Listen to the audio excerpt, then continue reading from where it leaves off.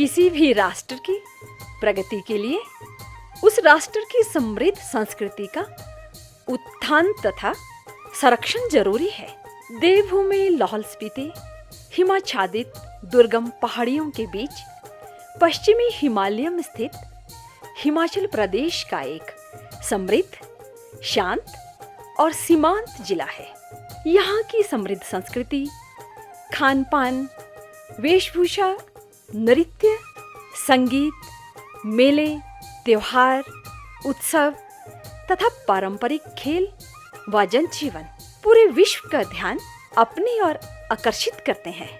शासन और प्रशासन दोनों के साझे प्रयास से इस बार फेस्टिवल और फेस्टिवल्स स्नो फेस्टिवल का बहुत ही सुंदर आयोजन किया गया, जिसमें महिला मंडलों, युवा मंडलों तथा पंचायत जनप्रतिनिधियों का विशेष योगदान रहा है।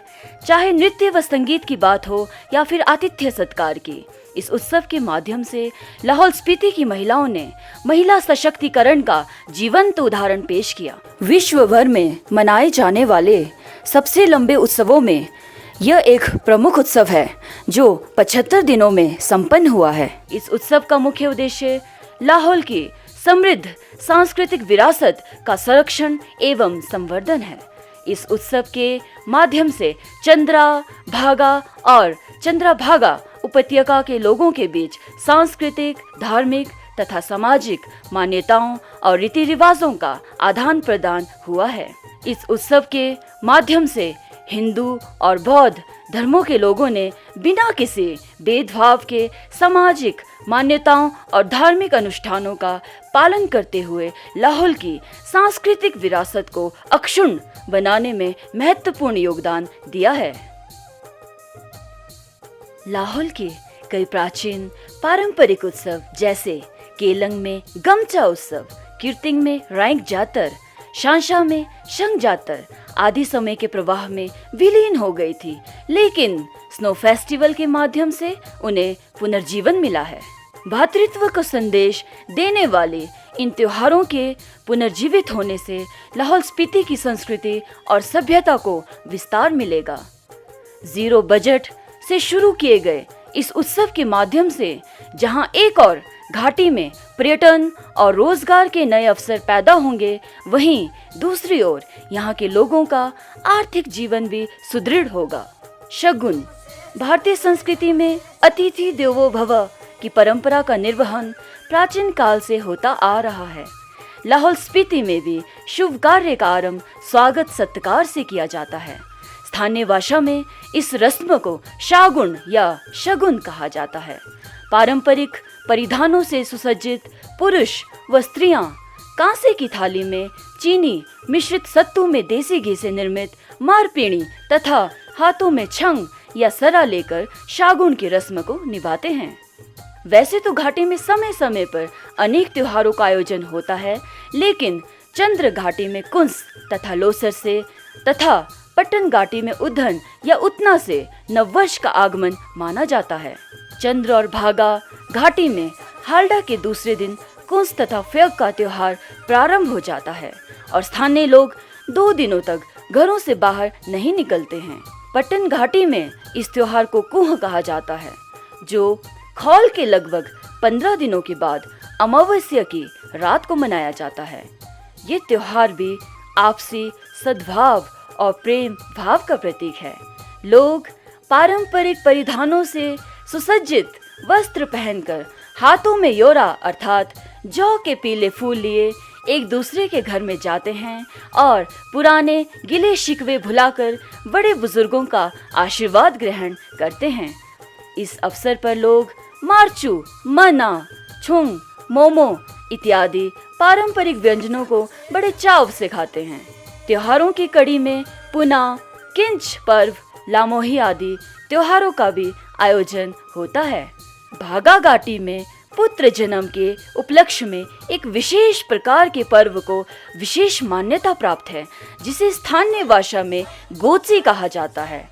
संपूर्ण भारत में एक अनुकरणीय मिसाल का प्रतीक प्यूकर गांव में पुत्री के जन्म पर गोची पर्व मनाने की प्राचीन परंपरा है।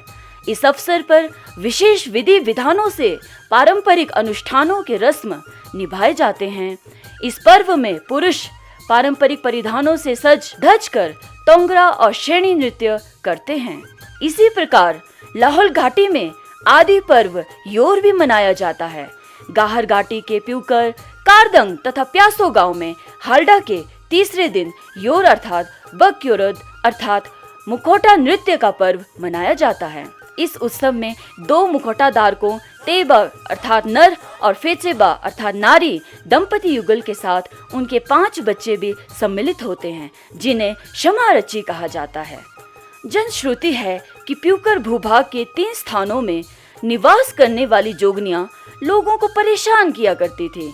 इनके आतंक से बचने के लिए देवराज तंगजर और शर्नक ने अपने 2 वीरों यथा तेबा अर्थात नर और फेचेबा अर्थात नारी को ग्रामवासियों की रक्षा का जिम्मा सौंपा। परंपरागत वाद्य यंत्रों की थाप पर सभी मुखौटा धारक और शमारची पारंपरिक मुखौटा नृत्य करते हैं।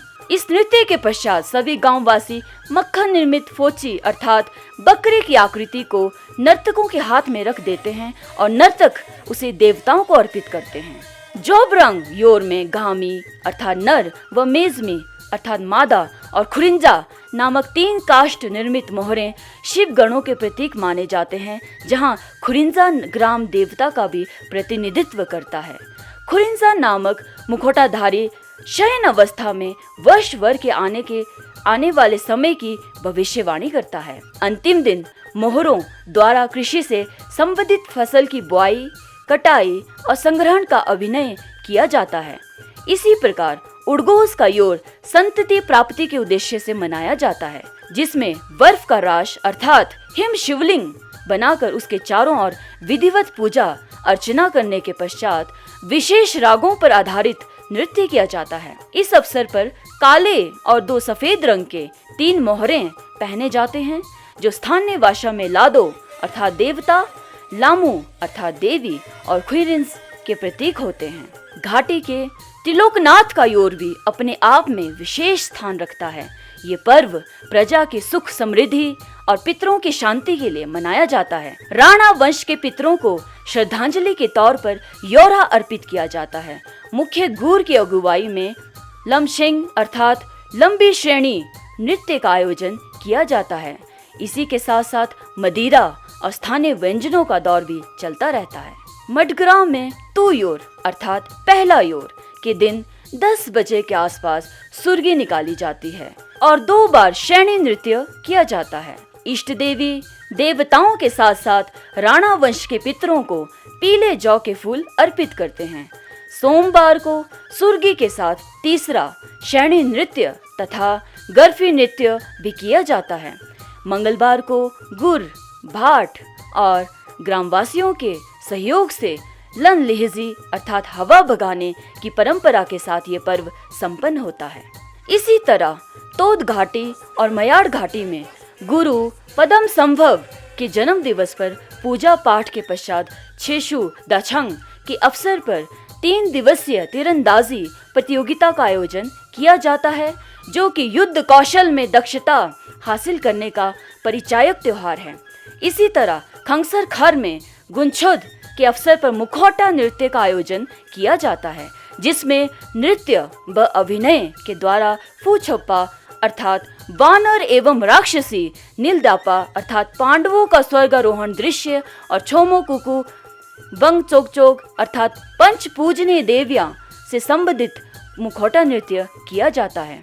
जिस प्रकार घाटी के त्योहार अपनी विशिष्ट पहचान बनाए हुए हैं, उसी प्रकार विकट भौगोलिक परिस्थितियों में भी लाहौल घाटी के स्थानीय कलाकारों और कारीगरों ने हस्तकला एवं कारीगरी की ऐसी मिसाल पेश की है, जो अपने आप में लाहौल की समृद्ध संस्कृति का परिचायक है। उत्सव के दौरान ऐसे ही संजोई हुई विरासती वस्तुओं की प्रदर्शनी भी लगाई गई, जिसमें रहंगा, राहटी, फेंजा, कित्ती, छोंजोम, छोई, कुवद, दोगमू, रेन, पुले, काती अर्थात कैंची, पऊ, पंगिच, चोमो, कुरु, थोबी, थाज, लोहा, डावलो, पटिका गविच, छिंगमे, जोपा, संफोर, कलची, मेरंग, मागो, कजू और का अर्थात पटन में थम, शिर, धोकतल, दोलतोग आदि प्रमुख हैं।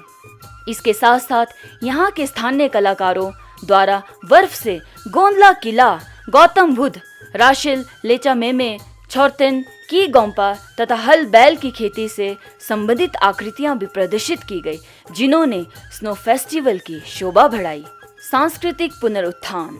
स्नो फेस्टिवल के माध्यम से जहां घाटी के लोगों को एक दूसरे की समृद्ध संस्कृति से परिचित होने का अवसर मिला, वहीं दूसरी ओर घाटी के जागरूक लोगों ने सांस्कृतिक पुनरुत्थान के नए आयाम भी स्थापित किए। घाटी में कई पर्व और त्योहार विलुप्त हो चुके थे, जिन्हें नवीन पीढ़ी भूल चुकी थी, लेकिन स्नो फेस्टिवल के कारण बहुत से दम तोड़ चुकी परंपराओं को लगभग सैकड़ों वर्ष के पश्चात पुनर्जीवित किया गया, जिसमें शांशा गांव में शंख जातर, कीर्तिंग गांव में राइक जातर तथा केलंग में गमचा जातर को फिर से आरंभ किया गया। पारंपरिक खेलें। जिस प्रकार स्नो फेस्टिवल के माध्यम से अनेक त्योहारों को लोगों ने पुनर्जीवित किया, उसी प्रकार लाहौल स्पीति के बहुत से पारंपरिक खेलों का भी पुनरुत्थान हुआ, जिनमें छोलो, रस्साकस्सी, तीरंदाजी तथा भंगताड़ आदि खेलों में पुरुष और महिला प्रतिभागियों ने बढ़ चढ़कर भाग लिया। लाहौल घाटी की समृद्ध सांस्कृतिक धरोहर अर्थात थाटी के संरक्षण एवं संवर्धन की दिशा में festival of festivals snow festival के अवसर पर हिमाचल प्रदेश सरकार के कई वरिष्ठ प्रशासनिक अधिकारी इस समारोह के साक्षी बने। माननीय मुख्यमंत्री हिमाचल प्रदेश आदरणीय श्री जयराम ठाकुर जी के निर्देशन एवं मार्गदर्शन से ही ये उत्सव सफलतापूर्वक संपन्न हो पाया है। साथ ही तकनीकी शिक्षा, सूचना एवं प्रौद्योगिकी एवं जनजातीय विकास मंत्री डॉक्टर रामलाल मारकंडा जी का भी भरपूर सहयोग रहा।